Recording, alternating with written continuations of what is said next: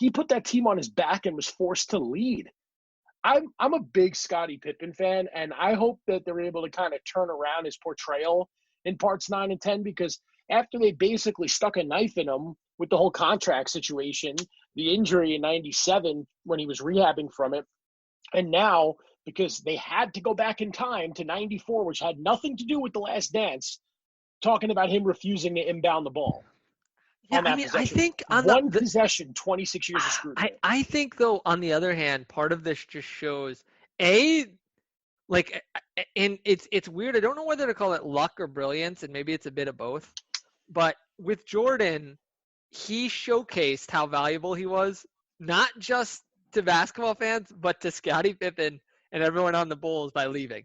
Because the moment he left, I mean, Scottie Pippen even kind of alludes to this, but he does not like being the number one guy, Jason. It is not his scene. He does not like the pressure. He does not like being that guy all the time. And it is just not for him. That's not his personality. And it's sort of funny because as much as you say all that, it's also a bit like Simon and Garfunkel. If Paul Simon goes out, has his own solo career, and then comes back after kind of an unsuccessful like move into trying to do disco or something, he comes back and you've got Art Garfunkel going, you know what? I actually kind of like being the second guy here. When I tried to do this myself, it didn't go overly well. So like as good as Pippen is, and he is great. I mean, a top 50 player all time for sure. But at the end of the day, he also should be thanking his lucky stars because he's the perfect number 2. He ends up with 6 titles. And if he was the number 1 guy, I think we would focus more on what he couldn't do than what he could. And so there is this part of me that also feels that the flip side of this is that when you hear people talk about Scottie, outside of that incident, and when they talk about his game was so well tuned to Jordan's. And he is one of these guys who is just, he's the Klay Thompson here. Where like, when's the last time you heard someone go, oh man, Klay Thompson, so overrated, terrible? Because he's in his spot. He fills the role perfectly. He's great in it. No one's ever complaining. But I think similarly, when he gets put in the spotlight, he doesn't like it because he wants to be the guy, but he also doesn't want to be the guy 24/7. And that was the issue with the inbounds. That's what takes it back full circle. He wants to be the guy here and there when he wants to be it, but he doesn't want to be the guy who has to be in the press conference. And some guys just aren't wired like that, and that was what Jordan gave him. He gave him that cover, I think. Am I wrong? No, and I want to pose a question if Scottie's the greatest number 2 player of all time, because I want to pose this hypothetical. Let's say the Warriors win 3 more rings with this group. Could you make the comparison of who the better all-time player is, Klay Thompson or Scottie Pippen? I mean, Klay, he's more than a shooter, and I know that Durant was there for 2 of them, but let's say the Warriors win 3 of the next 7, right? He ends up with 6. And Steph goes down in the Michael Jordan, Kobe, LeBron conversation as some of the greatest to ever play, regardless of skill set. Would you be able to make the argument that Klay Thompson would have had the better career than Scott? No. The only guy who's in that conversation is if you're willing to do Kobe, Shaq, whichever one of those guys you're probably putting ahead of Scottie. I mean, if we're just being honest here. If you're saying Shaq's number 2, or you're saying Kobe's number 2. If you're saying they're 1A and 1B, comparison, right? Because they only won 3 rings together, and Shaq has led teams and Kobe has led teams before and afterwards. I think they're more 1A, 1B. Of players who. Yeah, I think if you take Kobe, Shaq as a 1A, 1B situation and not a Batman and Robin, like a second guy, then Scottie is far and away the best. If you say Kobe was the number 2 behind Shaq, which is I think what some people believe, then I think you put early Kobe over Pippen. Because early Kobe was incredible. I mean, I don't know if he was quite as good as he was in that 35-point-a-game season where he was just lighting people up. He had his 81 points, all that. But I don't think there's anyone else on that list, Jason, that's even close. And Klay Thompson, God bless him, he's not in Scottie Pippen's stratosphere. Scottie Pippen Not yet, because don't forget, Klay can defend too. So he's not a one-trick pony. People sleep on Scottie Pippen, man. I mean, this is a guy who, if he was in today's game, he shot pretty darn well over his career. I think he was like a 35% career shooter, which back in those days was really good. That's translating to like a Kawhi level shooter. I mean, the guy he would be today is a better passing version of Kawhi. Like, I think people who look like I don't have Kawhi Leonard at, ESPN is doing their rankings. I would not put Kawhi over Scottie Pippen under any circumstance. I wouldn't do it. I think Scottie Pippen is underrated in that respect. I don't think, unless you're going to say like Elgin Baylor during his like late prime with Jerry West on those Lakers teams, like those guys were really, really good, but that's way before my time. I don't know if there's anyone else in there. Like I put him over a guy like McHale. I don't think there's anyone there who's in his stratosphere because of how good he was. The best perimeter defender in the league, Jason. And at his peak, he was averaging like 7 assists a game, 20 points a game. He could shoot it. I mean, and he is one of the guys who could legitimately guard 1 to 4. I think 5 is asking a little bit much in that time. But I mean, he was lockdown. He locked down Mark Jackson, as we're gonna see in the next episode, I'm assuming. He could guard anyone on the team. And when they played the Lakers, the first championship, don't forget who guards Magic Johnson, which turns the series. It ends up being Scottie Pippen who turns that first series around in the finals and wins them their first title with his defense. And yes, offensively he had his moments where he struggled, but defensively that guy was as good as any player has ever been in league history on the perimeter. So yes, I think he's the number one, number 2 guy, if that makes sense. You would make a really good lawyer.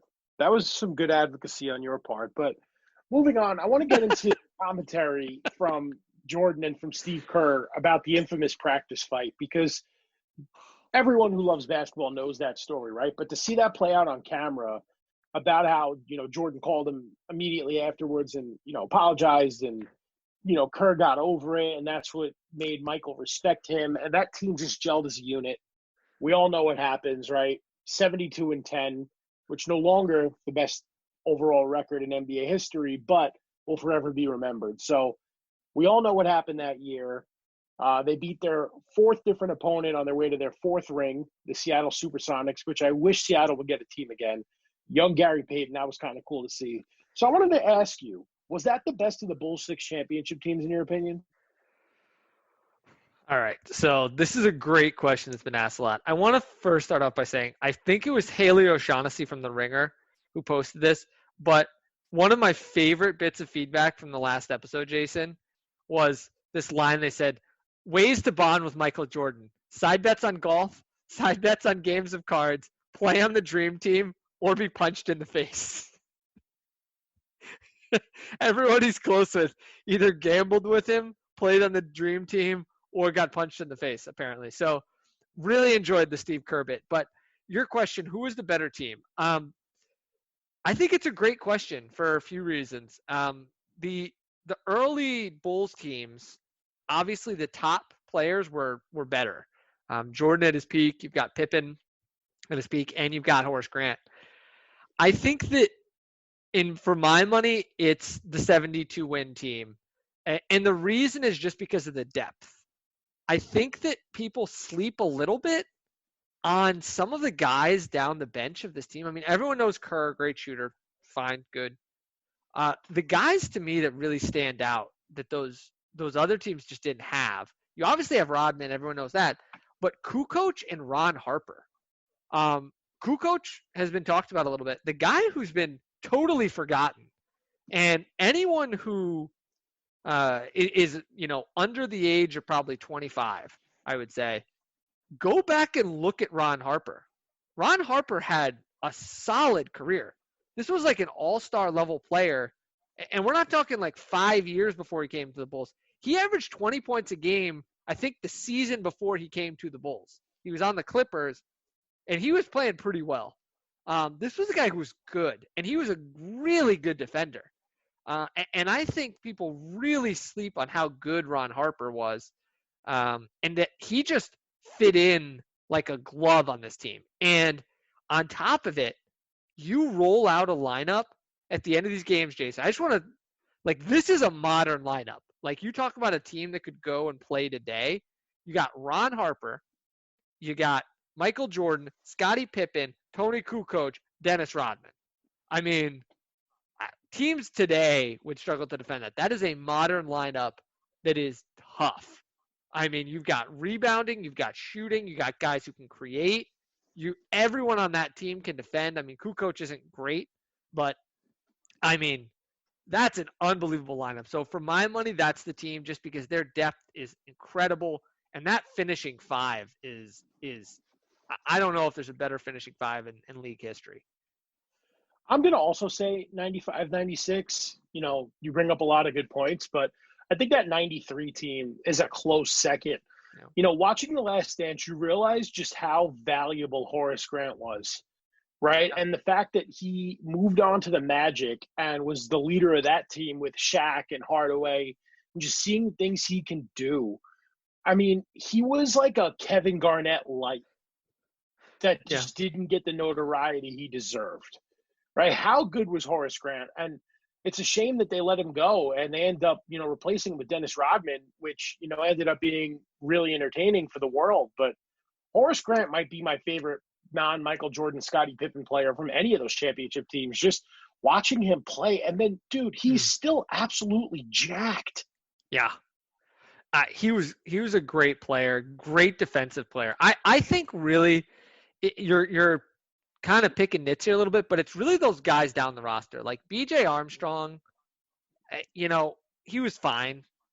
I mean, this was a kind of a one-dimensional player, though, kind of a scorer, not really a great defender, not a huge creator. And I mean, the one thing that I found really befuddling in this series, and I don't know if we've talked about this yet, Jason, but that team had Bill Cartwright, who everyone loves because Bill Cartwright's a great guy, great quote. I